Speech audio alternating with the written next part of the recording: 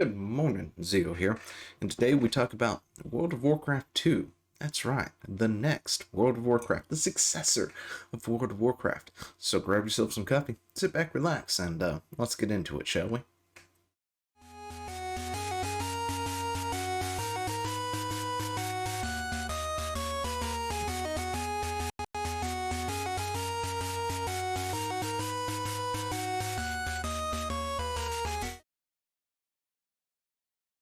I'm actually almost out of coffee, so I need to top myself off. Anyway, yeah. So what is this? What are we looking at? I mean, if you can read the bottom, it's the opening cinematic to A Realm Reborn, right? And this right here. If Blizzard was to ever do a World of Warcraft 2, this is how the formula should go, right? These are my thoughts on it. So, quick history lesson. What happened to Final Fantasy XIV? Final Fantasy XIV came out. It was crap, right? It had issues. They got in a new guy, Yoshi P, as you may have heard the name if you've been sort of swarming around and looking at things. You've probably heard a lot of content creators for Final Fantasy XIV talk about Yoshi P and, praise him and all this other stuff for the amazing work that he has done on Final Fantasy XIV and has done things. And he's, of course, working on another thing as well and stuff. And, because of what he did, the rest, right? Okay, so what happened? They came in, they tried to salvage the game, they couldn't salvage the game. Uh, they tried, they really did try. They did finish the story up to a point, though, and that's where the cinematic comes in. So, here's how this was going, okay? You've got the Garlean Empire, it's invading, it's trying to bring down one of the moons to the world because apparently the moon turns out to be a prison, right? The prison, of course, spoilers alert if you don't know already, if you don't care, that is. Prison holds the most powerful primal in existence, okay? So they plan to bring it down, use it as a weapon. This, of course, backfires. You are tasked with stopping it. You fell. Your last ditch effort is to try and recontain what is inside the prison by making a new prison. That fails too. Essentially, what happens is this battle is lost on all fronts. Everybody loses. This is the final battle. In game, if you were around for 1.0, you saw the moon coming down, and you just saw it coming down, and eventually the servers cut out, right? The game was over. It logged you out and played a cinematic. The cinematic is the battle being lost, essentially. So Bahamut comes in here, rips everything to shreds. They try their best to do things. You get sent into the future, essentially, or, well, Louis Swall goes ahead and teleports you somewhere, right? You find out, of course, in A Realm Reborn that is like 5 years later after the Cataclysm. Nobody really knows what happened to Bahamut. He just sort of went on a rampage and then disappeared. Of course, massive losses across the board for everybody happened. And then they end the game. Then when it comes back as A Realm Reborn, you're kind of picking up the pieces, right? You're trying to figure out what's going on. People are still there, so clearly not everything was lost. Bahamut disappeared. The Garlean Empire is starting to make a move because it too is still reeling from the effects of the Cataclysm and is trying once again to invade the lands and make a move. If you played, of course, in 1.0, different characters, main characters and stuff will recognize you, right? They'll know who you are from the previous title. If not, you sort of get more established as a random person that they didn't know ahead of time, and then they get to know over the course of time. And this is just through some changes in dialogue text, right?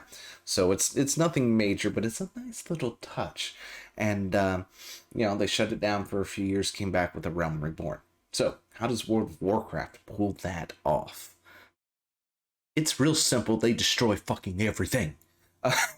No, seriously. This is how World of Warcraft, in my opinion, can easily pull off a Final Fantasy XIV resurrection. All right. So, one, get rid of the idea that power equals everything you have to do in the game. That is one of the key things that I think a lot of people have talked about. I've, in particular, talked about when it comes to World of Warcraft. It's the fact that everything that they come out with has to always equal player power, right? So whether it's the covenants, has to be player power involved in that. The conduits has to be player power. Torghast has to equate to player power in somehow, some way, shape, and fashion. You know, everything you do in World of Warcraft has to somehow coexist with your player's power and raises it, which means you have a ton of systems that you are compelled by this point to participate in, whether you want to or not. And people hate that, right? The people who don't want to do Torghast have to sit through Torghast, because if they don't, their legendaries fall behind, essentially. If you don't really care for the Covenant quests and stuff, well, guess what? Your character's going to fall slightly behind, because you've got to unlock the renowns, to unlock unlock the conduits, and all this other stuff to get the little bitty passive buffs that you get out of that. And so on and so forth, right? And that's a problem. In Final Fantasy 14, that's not a problem. Your player power is essentially your level and your gear. And then there's gear, and then there's in-game gear, and that's it. Everything else is, what do you want to do? Do you want to play Palace of the Dead? Do you want to, go hunt down rares?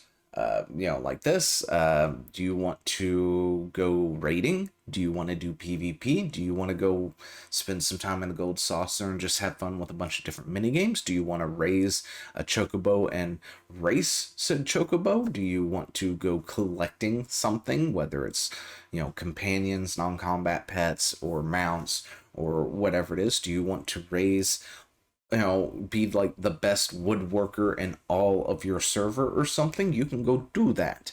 The only thing that really equates to your power is your gear, and for the most part, there's avenues to get it, right? The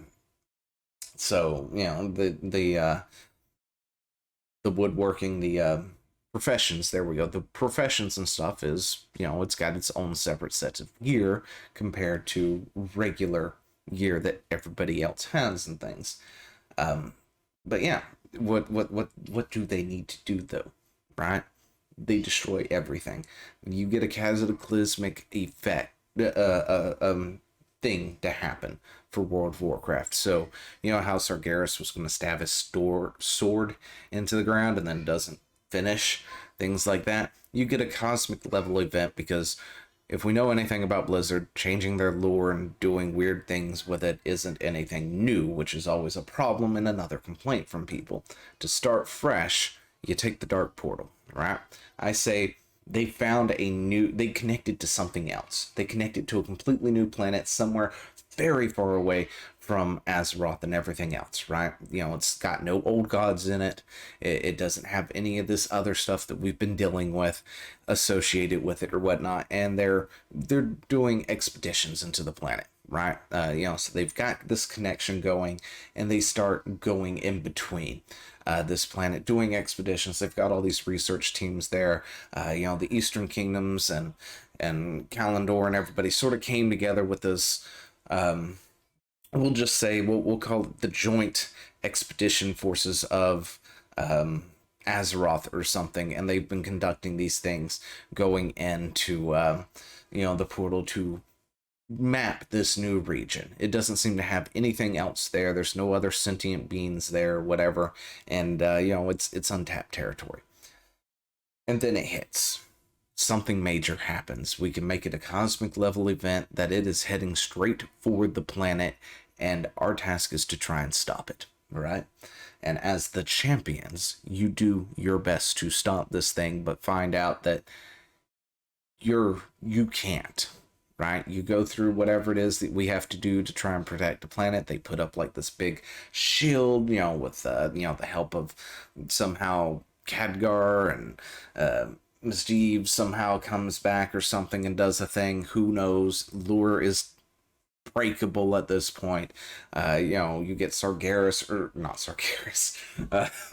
Anyway, you get people to do things, in an attempt to protect what is left of the planet at this point, and then sort of things start seeping in. Maybe one of the old gods start doing a thing, and all this other stuff that we thought was gone but wasn't really gone, and all this, things go to shit in a handbasket real quick, right? And it gets to the point that your only option at this point is to rescue as many people as possible from the planet. Whatever is coming isn't going to be stopped. Nothing's going to save you at this point. Nobody's going to come in and rip Sargeras or whoever away at the last second. It's done for.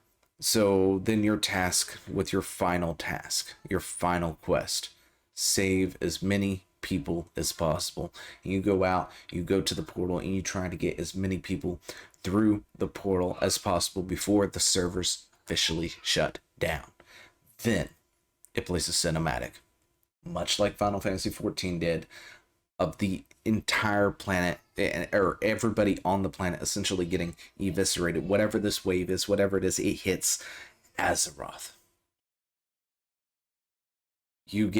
You see everybody just sort of, it happens. People die, okay? Champions die. Major NPCs, Anduin, whoever, die on that side of the portal, trying to get as many people through as possible. They put up all the wards, all the protection spells to get what little is they can through the portal before it goes. And then on the other side, you see somebody, right? Somebody you've not seen before, something that the story hasn't focused on before, somebody who's not notable, whatever, and you see them coming through the portal, and as they come through the portal starts to fluctuate.